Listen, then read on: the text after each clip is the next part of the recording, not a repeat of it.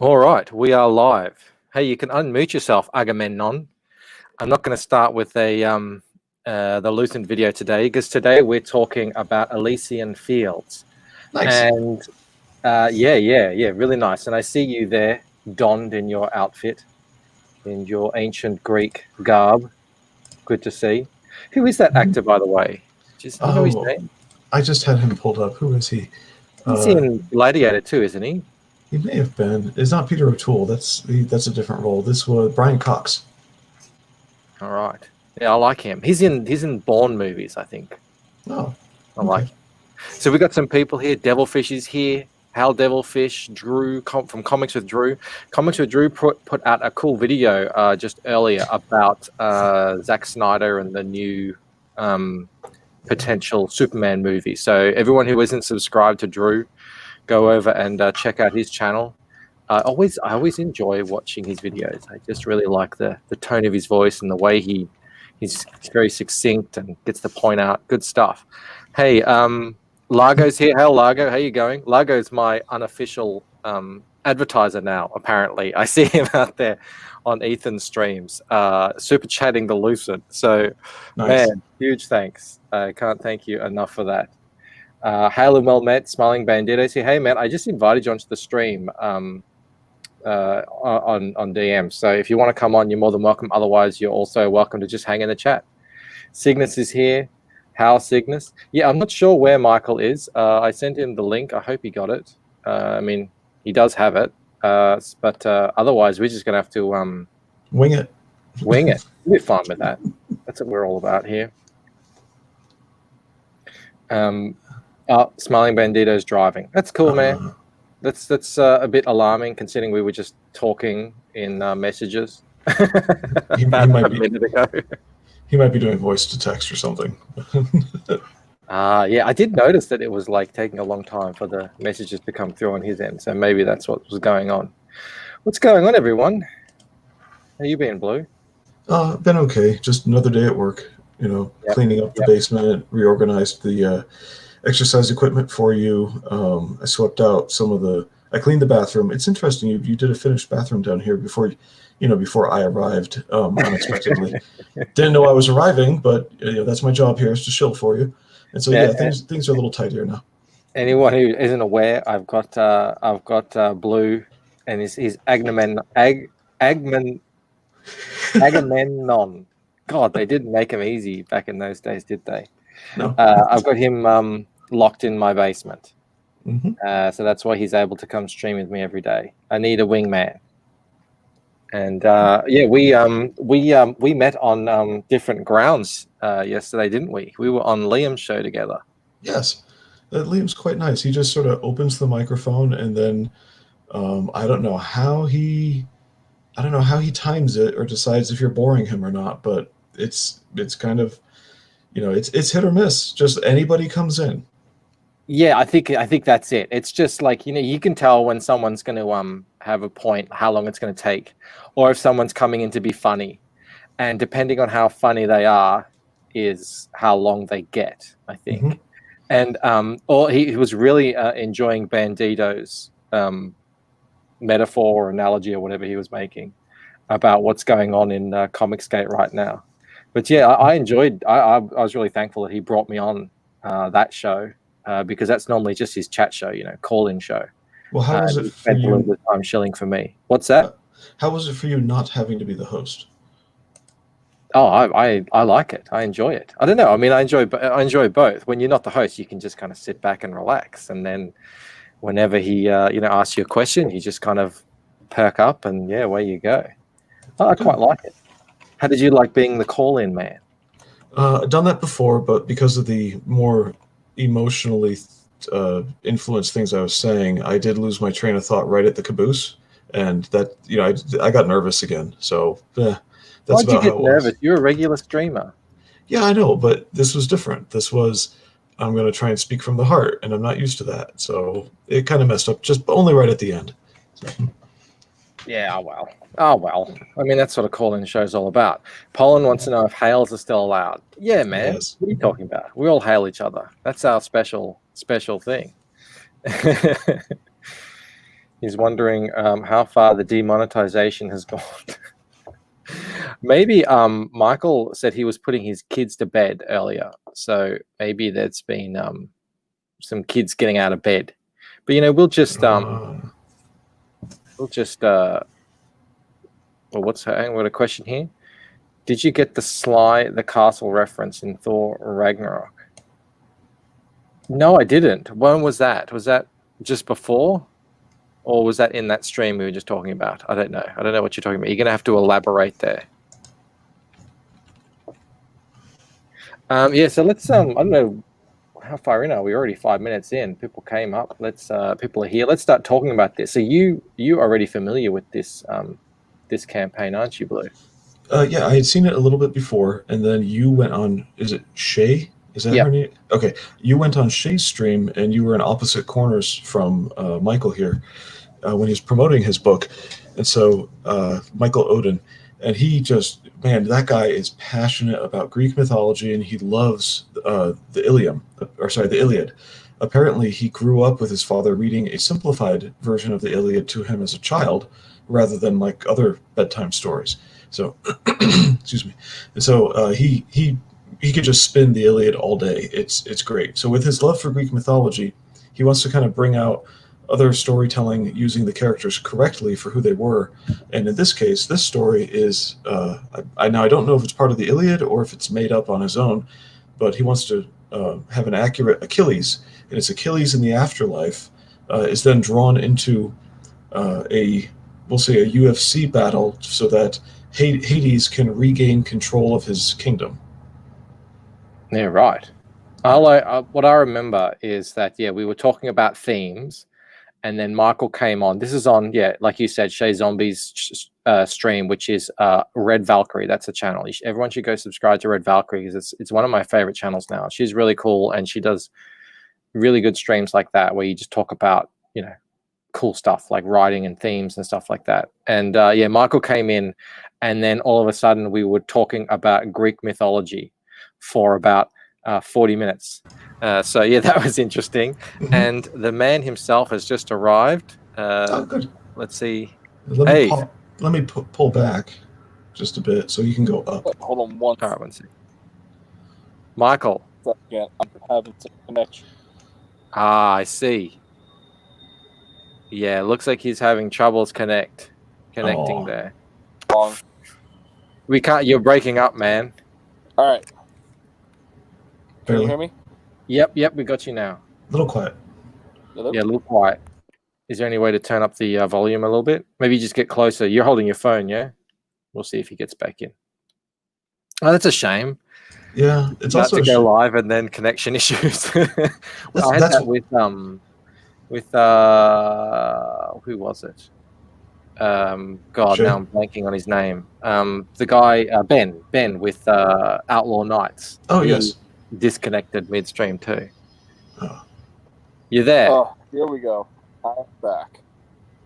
Oh, Maybe sorry you just, about that. if you could bring the phone or computer closer to your face. I know it might be awkward, but maybe we'll be able to hear you a bit better.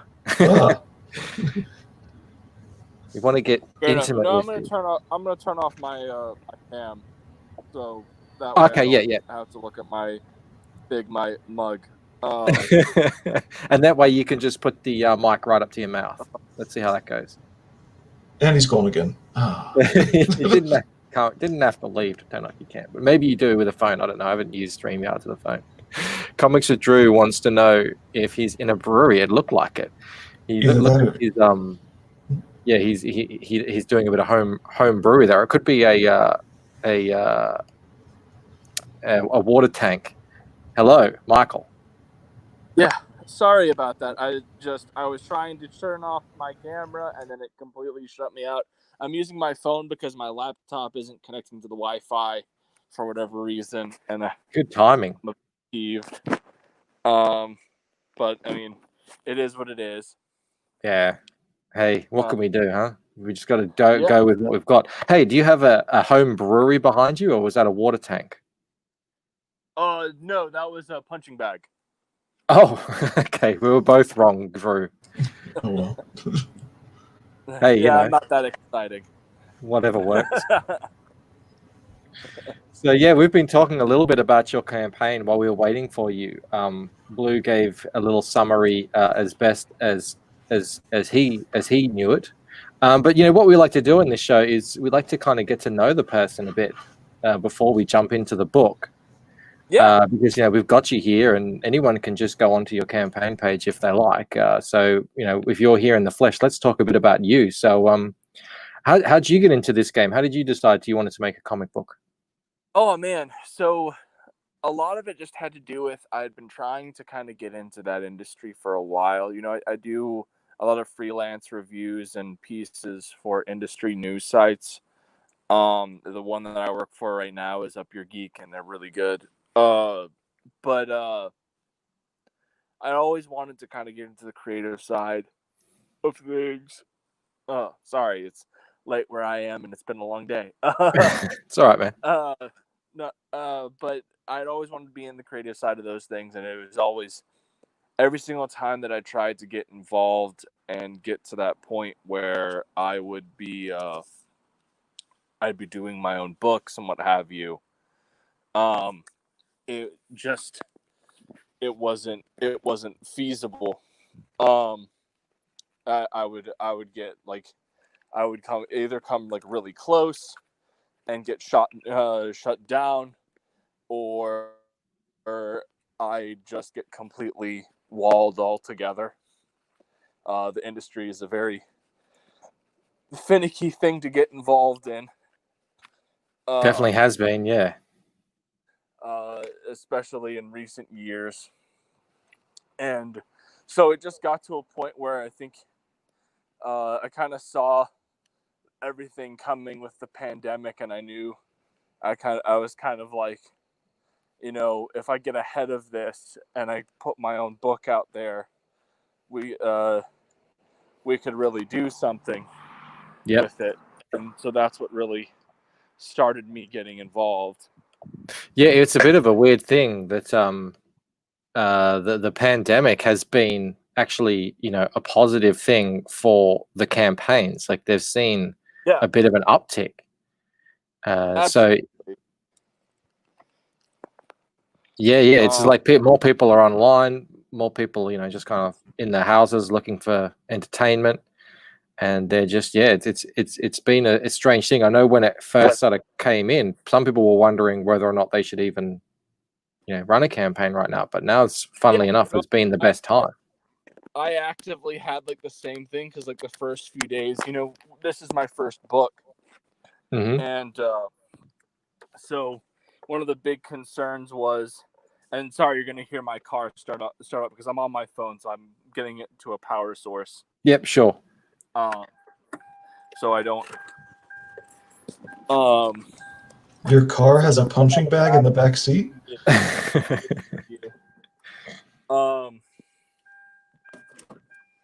Oh, fun! This is gonna be a blast. Sorry, this has never happened on a stream before. Oh goodness!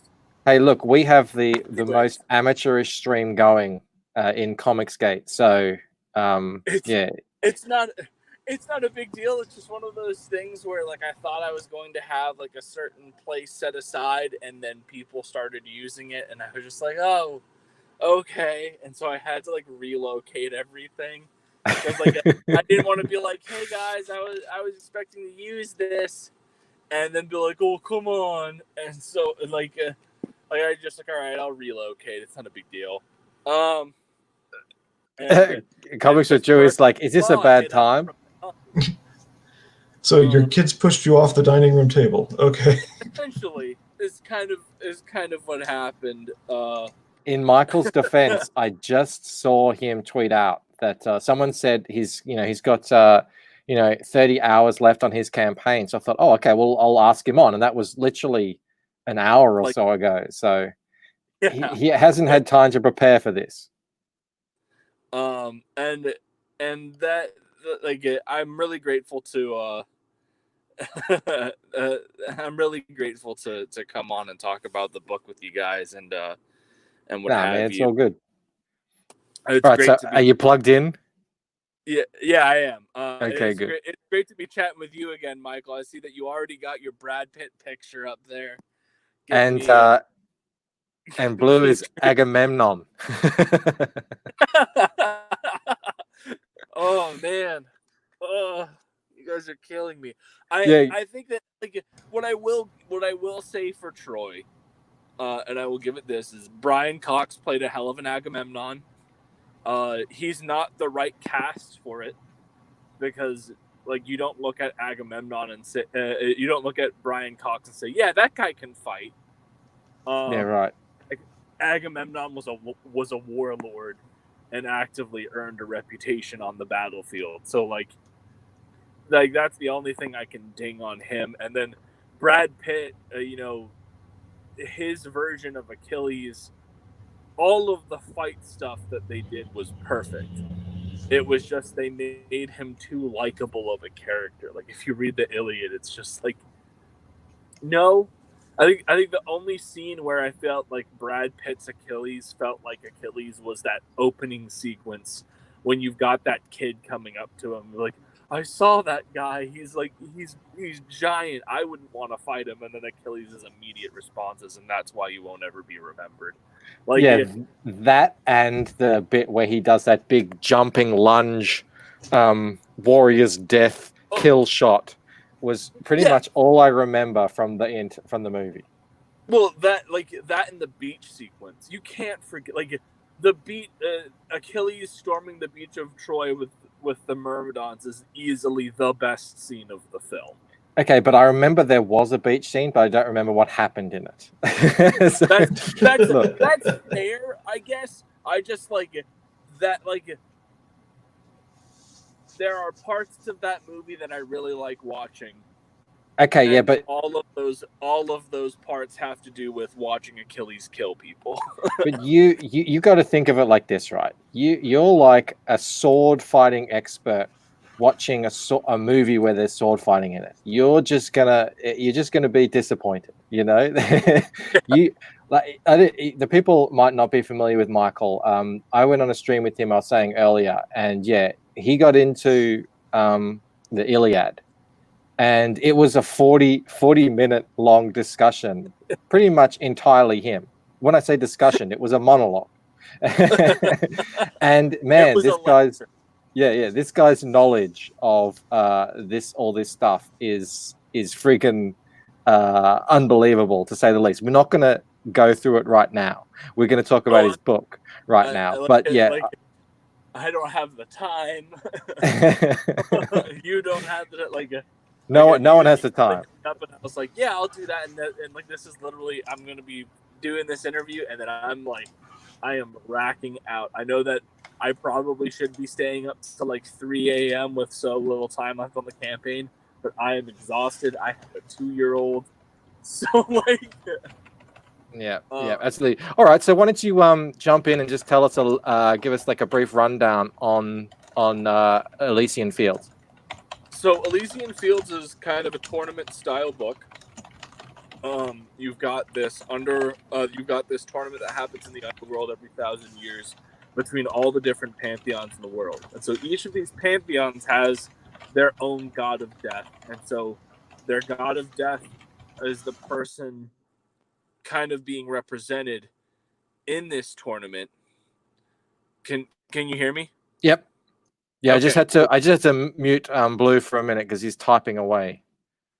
That's fine. The sound stopped, and that's what happened like the last time, and I was just like, oh no, did I just get booted again? No, it's all good, man. Antoine, that was Agamemnon. Okay. But so each one of these pantheons, gods of death, is participating in this tournament, and they're being represented by heroes of their respective mythologies. And so Achilles is our protagonist of this, and he's on obviously Team Hades. And he is reluctantly agreed to fight in this tournament because Hades has promised him his greatest desire. And in this book, we don't really see much of the tournament in this issue because this is the 0 issue. This is kind of the lead up. stage. And you do get to see you get to see him get to the arena and start his first fight in this issue, but like you don't really get to the tournament until we go to our first storyline, which we're already hard at work on as well. Yeah. But yeah, no, it's been a blast to work on, and Marcelo just does fantastic artwork, and It looks amazing. These preview pages, as awesome as they are, the art in the book gets progressively better. Yeah, right. I mean, that's what happens, isn't it? Who's this guy who's getting a sword through the chest here? Yeah. So that is King Memnon, who in the post-Homerica stories, he's the king of Ethiopia, and he comes to Troy to try and kill Achilles, and that you see how well that goes. Didn't quite make it. No, he didn't. It's really fun playing with all these mythic heroes, and Achilles has been, as you well know, Michael, has been a big focus for me for a very long time. So it's just been a blast getting to play with the characters, and to see all this come to life has just been truly humbling. And then to see all the support that we've gotten it blows my mind. Absolutely, man. I don't know how I didn't get to talk too much with you about all this stuff on the stream with Shay, but I as well in my book have a little bit of historical fiction in there, and it's it really is such a rich thing to draw from. Obviously, mine is in the background. Yours is kind of the forefront of the story. But yeah, no, I completely agree with you. Well, I mean, history is called the greatest story ever told for a reason. Hail and well met. Hail, smiling Hermes. The gang's all here. Oh my goodness! I've been listening in the background. It sounds really cool. Troy background for their thing. Since I'm doing this on my phone, I couldn't even figure out how to get a thing up for myself. But it is what it is. It's okay. We can carry the show with our avatars. Lago wants to know if it's a Team Edward, Team Jacob story. No, no. There is one I wouldn't even call it a romantic subplot that Achilles has his romantic interest in the book, but it's not a driving part of the narrative outside of he's trying to get himself resurrected so that he can have a life with this person. But no, I realize that was a facetious question, but I do want to address that. No.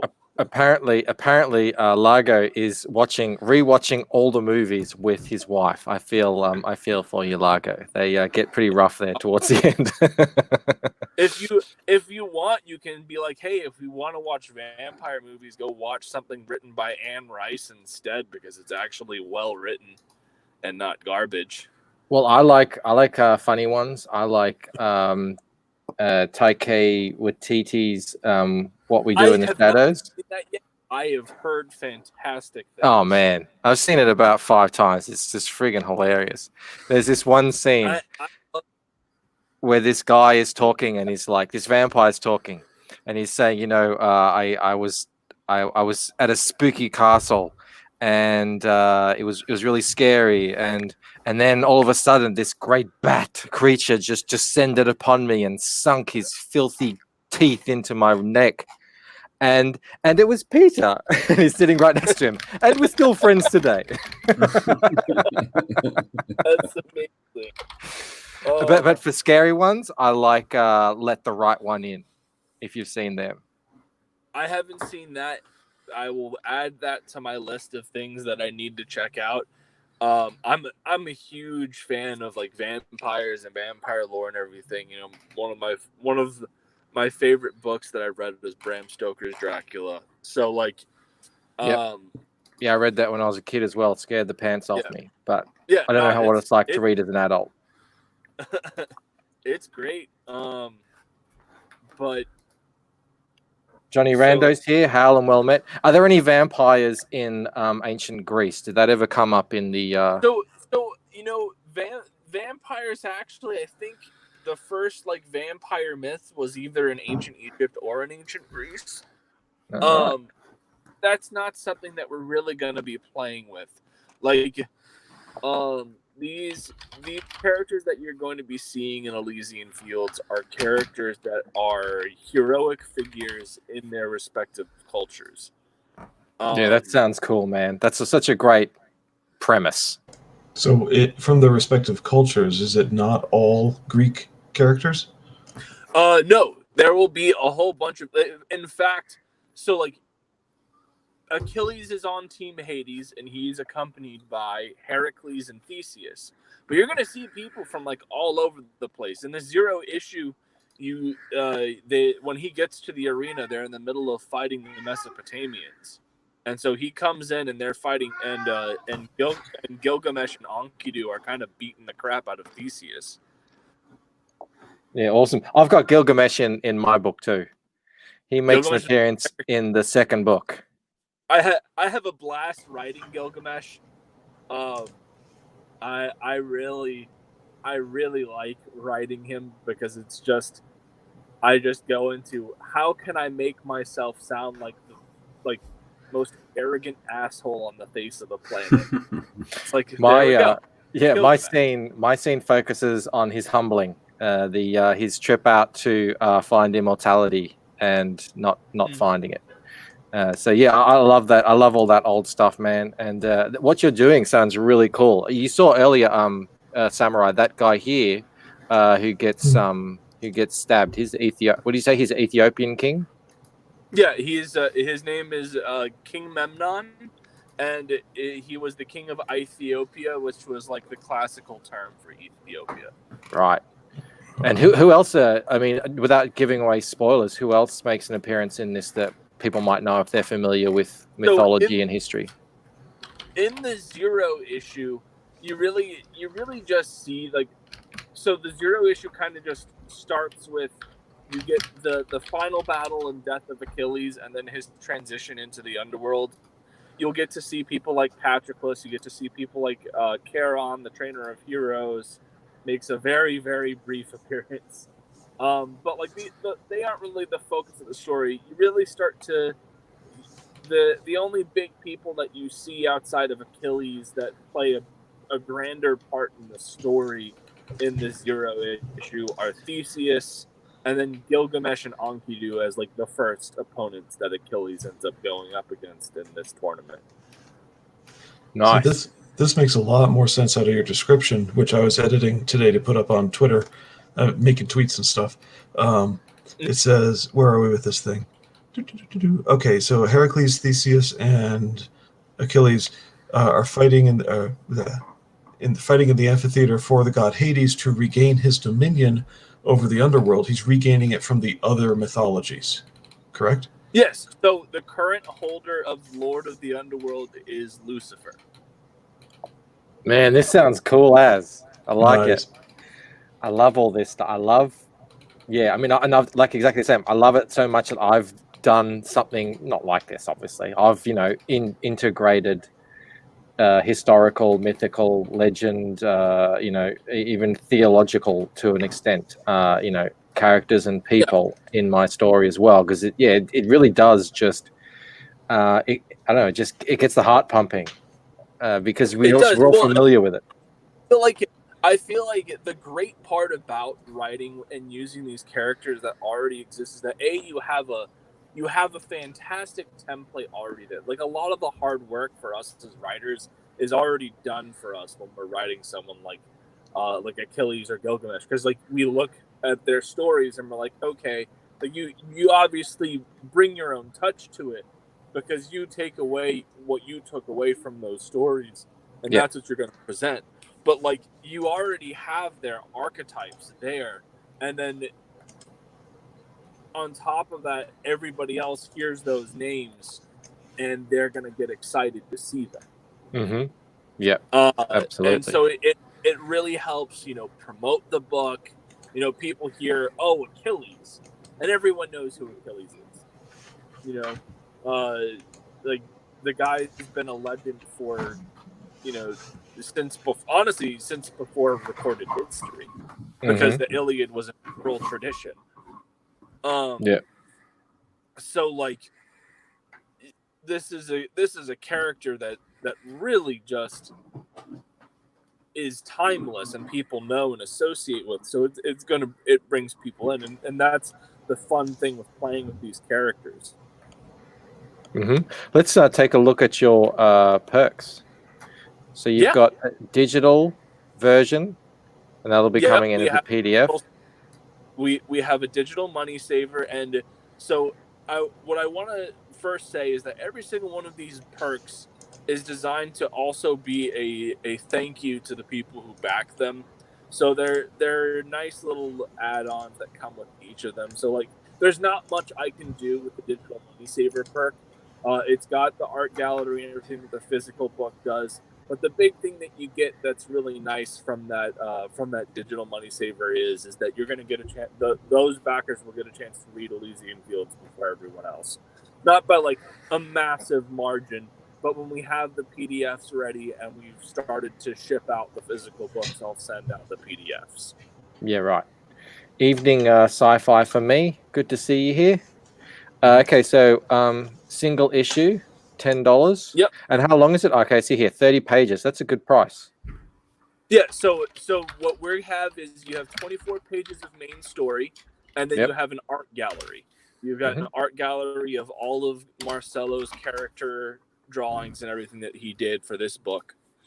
And we each one of those is we take it in progression from pencils to inks to colors. So you get to see that full creative process of his. Excellent. And how much of the book is finished? Because it looks like you're shipping in July, it says. You've updated that. Is it all done? Marcelo's literally finishing the last 5 pages of the book. Excellent. That's what people want to hear. I already have the pencils. I already have the pencils for those last 5 pages. They look fantastic. He's working on the inks right now, and then his colors, he usually takes maybe a day to do colors. The inking process is the longest one for him. These pencils look great too. I love seeing pencils that are really well rendered, because I know for me, I don't really do this stage. I go kind of straight into the inking. So I don't ever, not that I don't ever do it. When I do it, I've done it for fan art. I end up sometimes liking the pencils more than the finished product, because it just has that, I don't know, it has that energy to it. These look really cool. All right. So what's the single issue deluxe? So the single issue deluxe is you get it signed and you get a pinup by Jim O'Reilly, which is there up on our updates. Okay, let me go have a look at that. Now, what I will say is something that we didn't talk about with these is every single physical copy of this book is that from the initial backing is going to be a collector piece. They're all cardstock foil covers that are gorgeous, and they have glossed pages. That's a fantastic cover. Yeah, I love that image. So that's a pinup. That's the pinup you're going to be getting with the deluxe copy. Check out this blood. Yeah, that's what I was just looking at. If I can get the camera to work, I actually have the sample cover of the actual book. Let's see. Oh, sorry, I just took you off his screen. Yeah, I'm figuring that out. Here we go. All right. So let's. Oh, that is sexy. Nice. Did Luke Stone help you pick those? Did Luke Stone help you pick those? Yes, Luke Stone is the guy that introduced me to. I'm gonna take myself off video because I don't like just looking at a giant thing of my face. Luke Stone Why was the not? person that introduced me to hero and villain design, and they just did a fantastic job. We got a contribution to our Indiegogo, so somebody out there cares. Thanks, Congratulations. guys. Yeah, well, man, it sounds great, man. It really sounds good. Whoever that is, once I get off here, I'll be sending you your secret perk. Every single backer gets a secret perk phone background. And when you contribute, you'll see what it is. Nice. But it's not a secret because you just told us. Hey, well, come on. We didn't know. They didn't know they were getting it until they just mentioned it. Yeah, like it's something that I tell every single person. Like when you back the book, you get a secret perk, and I haven't released the secret perk to the public. The only people no one's seen it yet. So come on, Agamemnon. The only people that have seen it are people that have backed the book. And it's a really cool way to showcase your support of the book, and it serves as a great phone background or computer background. There we go. Woo-hoo! Shane Burgess back to Double Trouble. Shane Burgess, nice. I will be getting you the secret perk here in just a few minutes once we finish up this stream here. Here at the end of this, I don't know why I'm having issues talking. We're having just one of those days. It's okay. If that's the worst thing you have to deal with, you're doing okay. We're okay. So I'm guessing the Double Trouble Deluxe. What's different about that to the normal Double Trouble?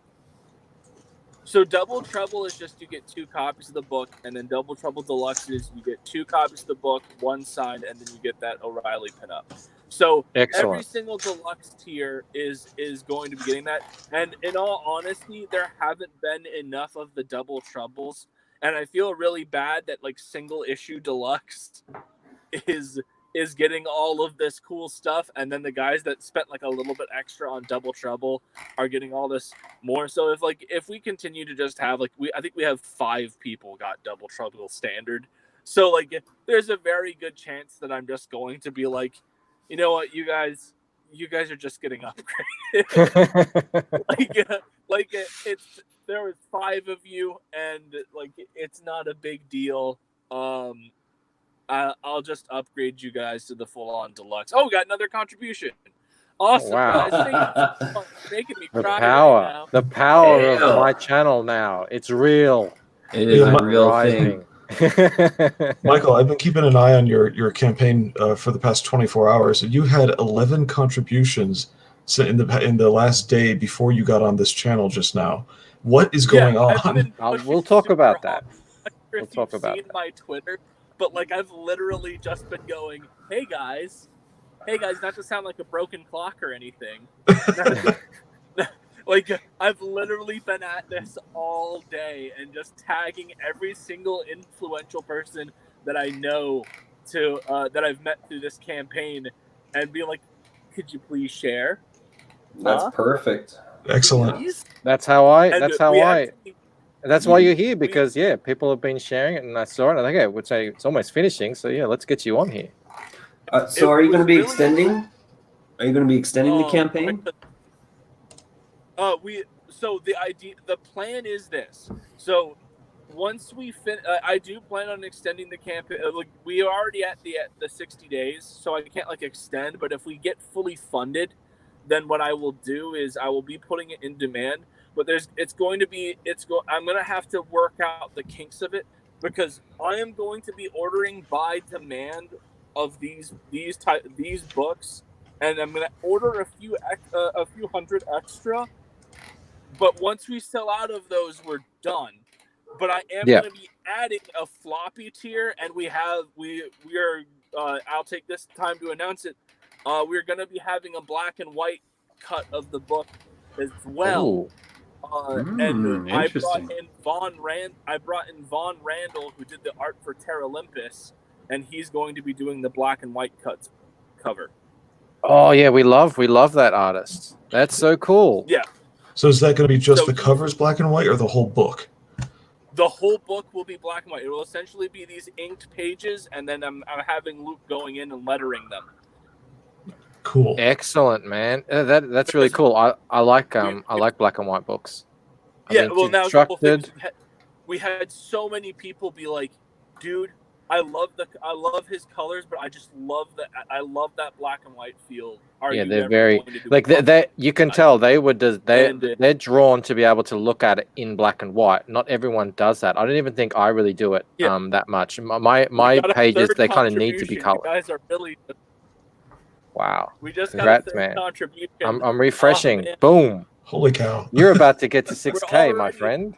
Guys, come on. Let's hit that 6 before the end of this stream. You guys are going to make do me it. die. Oh, man. Well, I'm glad it's been worth your while to stay up and push through and see this through, because that's really cool. I don't think we've had that before, have we, guys? Where someone's come on and just gotten backers while we're on stream. That's really cool. Well, Michael, and we know that at least one of them was definitely from the stream. I'm sure that like we're gonna claim them all. Yeah, we're gonna. I'm giving you guys the credit, 100%. It doesn't matter if I like go on and it's just like, oh, you're just somebody I know that's waited. Nope, hey, all your guys' stream. If anyone who's generous and able out there, there's a original art still available, 115.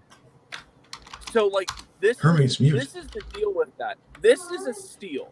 So you're getting an original piece of art by Luke Stone, who did this as a live drawing while I was on Demon Phil from Comics and More, New Jersey. And we put this up there. And so this book, you're going to be getting Luke's original art, a signed copy of Elysian Fields, and the O'Reilly pinup. Yeah, that's a friggin' bargain. If anyone is out there who has that kind of money, and I know that you're out there, I've got experience with you myself, and you like the look of this campaign, man, it sounds great, it looks great. That would, I think, really make Michael's night there. Yeah. Well, it would and we'd be able to. We thought that thing was going to sell out in like a day, and it's been like a week and a half, 2 weeks, and like we've been making jokes about it. We're like, you guys are giving Luke a complex. You're making him feel bad about himself. Well, don't do that. Don't do that. No pressure. If you want it. Yeah, no, absolutely. And you know, we're just really excited. We're really excited to get this out to you guys, and you know, Luke has been awesome. Luke is literally the reason why we have such a fast production rate, because initially I wasn't planning on releasing till October, because I was like, oh God, I've got to do all the lettering and everything myself, and I've got to teach myself how to do all this. And so it was like, okay, I think October is a reasonable timeline, and if I get it faster, then we can boost it up. But like Luke came in and like solved 3/4 of my problems in one conversation, and I just went, okay. And right. How did he do that? So the big things were, initially I was trying to figure out which printer I was going to go with, and I had been getting quotes from these places online. Thanks, Comics with Drew.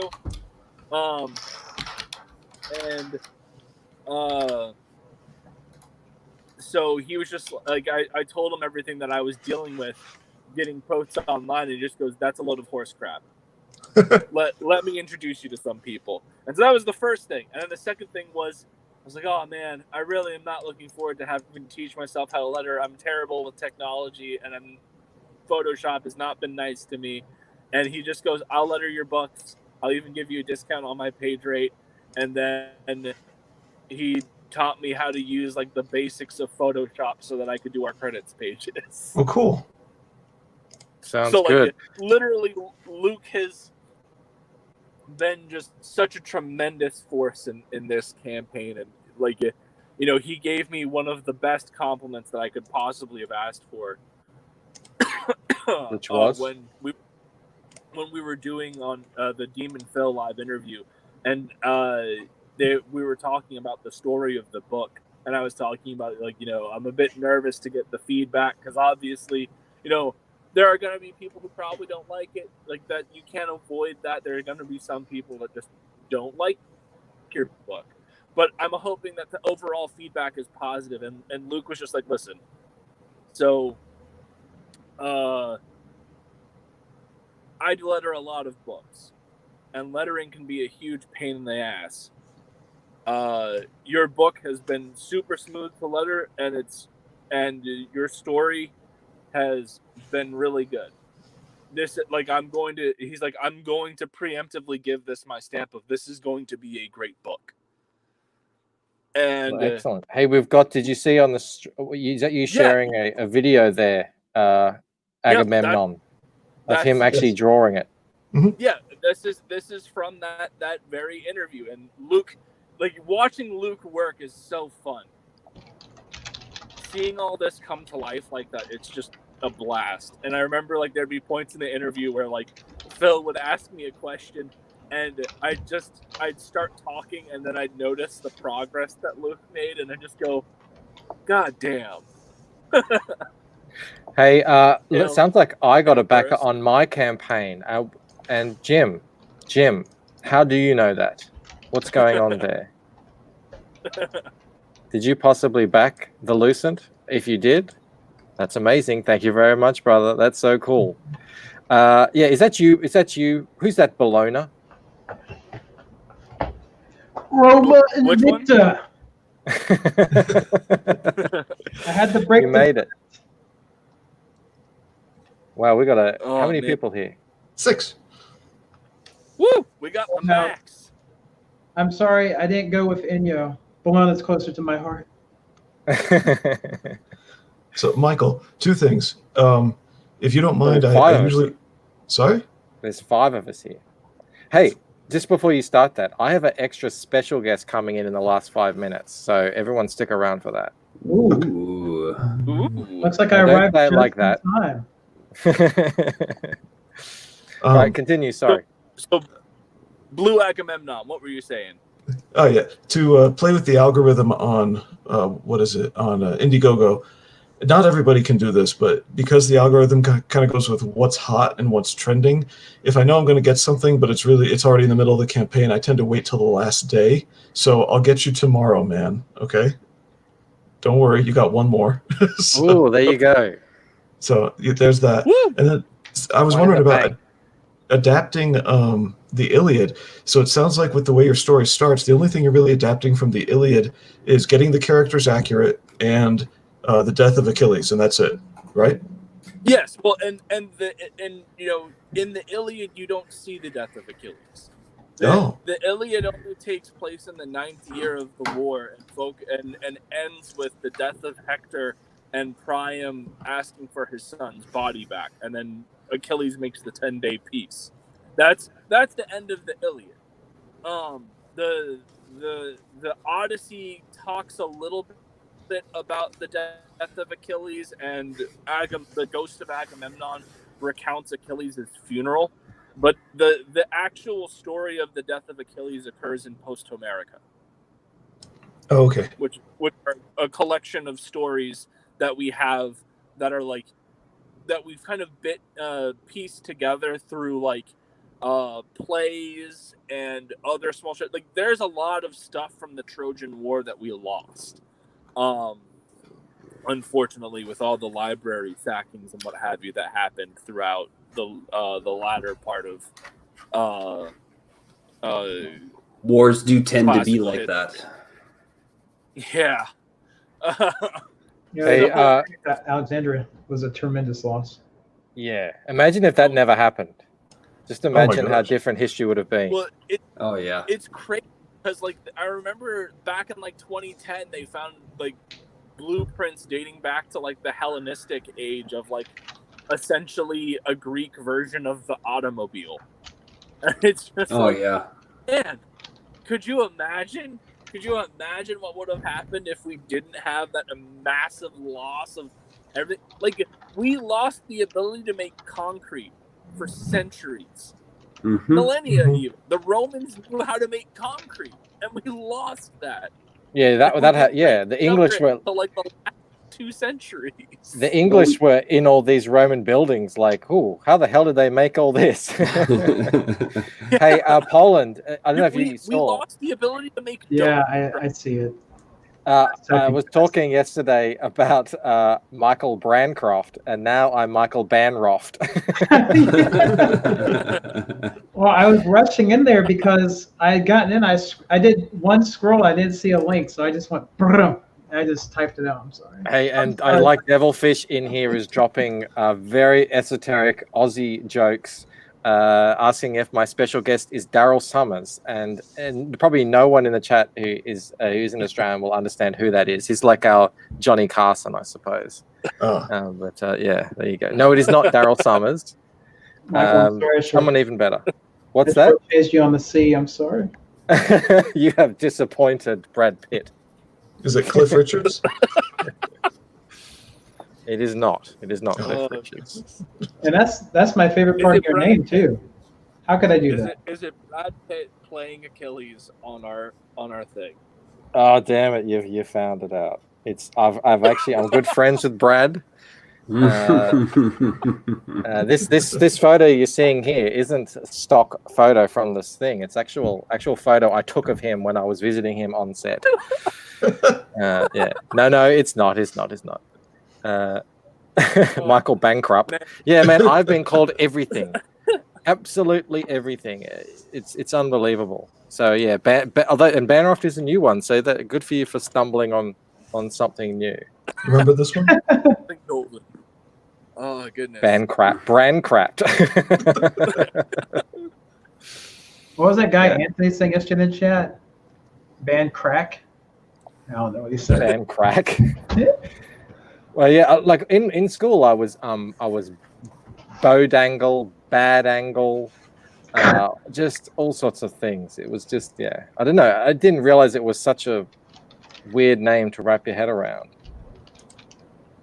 Hey, if it makes you feel any better, I've had people misspell Michael in every single which way you could possibly imagine. Oh yeah, that always happens. That always happens. If for one of the most common names in the world. and people screw it up. I have a certificate of authenticity from the Army from when I was a kid. It was something my brother brought back to me from one of his deployments, and the Army certified it to show like this is a legit thing, and they misspelled my name. You have redeemed yourself. Here's the And how do you spell it? Is it AEL? Yes, AEL. Okay, yeah. The problem is that there's actually people out there who spell it EAL, and I don't think they're real people. But I've never. No, I've seen that before, where there's an EAL, and I kind of look at them and I'm like, okay, was it the nurse in the hospital or was it your parents who didn't know that it's friends? It's them. Just they don't like that everyone has their name and they want to make it a little bit cooler. That's it. That's what's happening.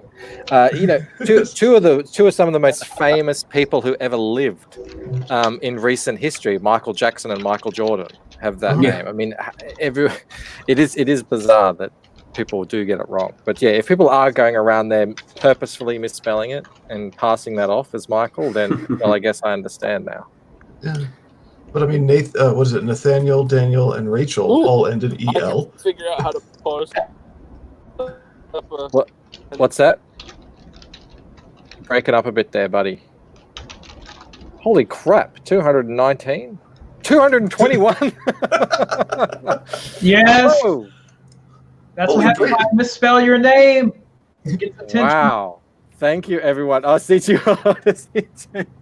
Kmoikskate. That's going to become a meme. He tweeted out earlier, Kmoikskate isn't all this, and he was talking about, all the recent turmoil. And I said, yeah, I know. Kmoikskate isn't. Definitely, that is not Comic-Skate. But now, today, it's Kmoikskate. So we're all hailing Kmoikskate today. Oh, hail.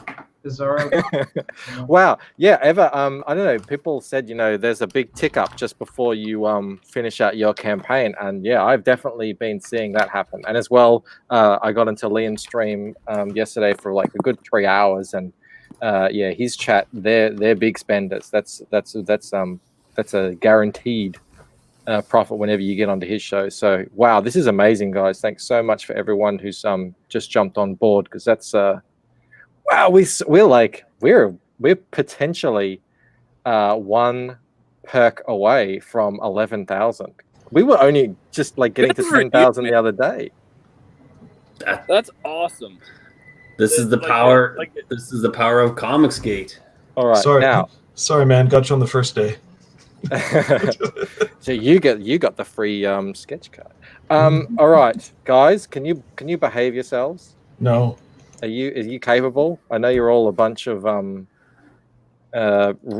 ragamuffin, wild and crazy guys, crazy historical people.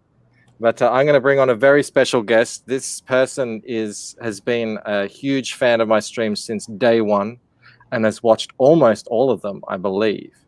So I'm going to bring her on right now. And we're going to say hello to Victoria. Hi. Hello. Hi. Everyone calls my daughter Hello, Victoria. Hello, Victoria. Hi. Hello. How are you doing? Good. Good. What are you doing? Mostly schoolwork. Schoolwork. What's your favorite subject right now? Inquiry. Inquiry. What is inquiry? Inquiry. Hey, learn how to pronounce it right. Come on. What's inquiry? Inquiry is when you you have to build things. Oh, that's the best. Being able to build is better than simply having to sit and read. Yep, yeah. She's got a hail Victoria. And did you know, here's comics, but Drew is pointing out, Victoria is famous. She is a celebrity. Ooh. She has a video on Thundercats that just went over 10,000 views. Oh my goodness. It's my most popular video ever. Which Thundercats are you an expert of? Just all of it, or the most recent one? Just the promo we watched together, didn't we? This morning when I got told I would go on this stream, I just literally stood up on my chair and said, "I'm famous." I can confirm. You are did say that. And it's already going to your head. Yeah. Oh yes, and Callaway points out, Victoria, why don't you tell everyone on the stream about your avatar there? Let's see if I can bring it up. Well, that's at a competition with a boy. And what competition? What sport are you doing there? Jiu-jitsu. Mm-hmm. And what's special about you with jiu-jitsu this year? I don't get to do any. Well, right, this year. But last year, you became what? I'll say it. Oh, yeah, right. Australian champion. Yeah. That was when she was white belt. Well done. Congratulations, Victoria. So she's a grey belt now. So she's moved on from that thing there, but yeah, she still gets a say, and because there hasn't been any competitions, obviously, for a long time, so she gets to probably hold on to the title a bit longer. I can challenge her. Yeah. Oh no. Victoria, so what do you think about being on stream? Oh, I don't know. It's awesome, really. What were you going to ask, Blue? Blue, I was going to ask Victoria, do you know the names of the different techniques they teach you in jiu-jitsu? Not all of them, but I know a lot. Okay, so name off some. Yeah, what's your favorite? And if you don't know the name, please just describe it. No, she'll know. If she has a favorite, she knows the names. Name some of your favorite moves, Victoria. Armbar. Mm-hmm. Maybe side control, but because from side control you can literally do anything. Mm-hmm. You can control them really easily. Yep. And maybe. What are your favorite submissions? Armbar, triangle, and Kimura. she's given some pretty amazing Kimuras in her competition history. She's been in probably about I'd say probably at least 30 or so matches now. And yeah, she's dispatched some people with a very quick Kimura that's always fun to watch. Nice. And I've been in 8 competitions. Yeah. Well done. Do you ever try to get the arm bar while you're in side control? You know, the one where you wrap around when their arm is right by your head? She hasn't done that yet, no. Okay, that one's tricky. Yeah. So. But you just learnt the arm bar from guard, yeah? And that she's really being really good at that, yeah? So I've learnt armbar from side control, mount, and guard. Have you learned it from side control? I didn't know that. Yes, I have from side control and back mount. Back mount is pretty easy. Mm-hmm. She's learnt armbar from the couch. That's for sure. she's done a fair few rear naked choke surprise attacks from the couch. And I've put at least literally 100 arm bars on Papa. Yes, you have, haven't you? All right, guys, this is the end of the stream. I've got to get back to work. Thank you so much for coming on, Victoria. Thank you, Blue. Thank you, Poland. Thank you. Who did I not say? I've got Bologna, Bandito. And of course, thank you, Michael Oden, for coming on to talk with us about your book, Elysian Fields. I think we can all say that we really enjoyed listening to that, and it sounds and looks like a great book. So yeah, congratulations. Let's hope it you get that 7K goal, because yeah, it really looks really good. Well, you guys did a heck of a job in getting us closer here tonight. So thank you so much for having me on. Seriously, Absolutely, it's been a blast. Bye. Mr. Oden. Bye. Bye. All right, guys. Hail the chat. Absolutely, hail the chat. Hail everyone. Thanks everyone for coming. Yeah, Victoria, you send us out with a hail. How do I do that exactly? Just say hail Comicsgate. Hail Comicsgate. All right, see you guys. Perfect. Hail.